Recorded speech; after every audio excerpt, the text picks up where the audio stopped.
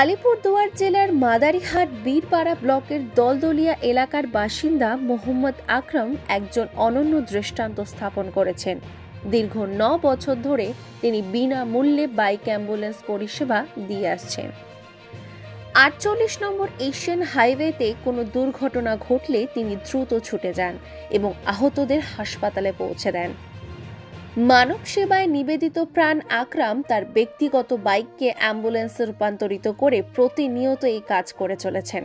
তার এই প্রচেষ্টা শুধু দুর্ঘটনার শিকার মানুষদেরই নয়, বরং পুরো এলাকার মানুষের জন্য এক অসামান্য উদাহরণ।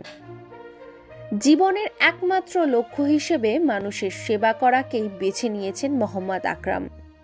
তার এই উদ্যোগ এবং নির্লস প্রচেষ্টা সমাজের সহমর্মিতার উদাহরণ হয়ে থাকবে। নিজস্ব সংবাদদাতা, সংবাদ শিরোনাম।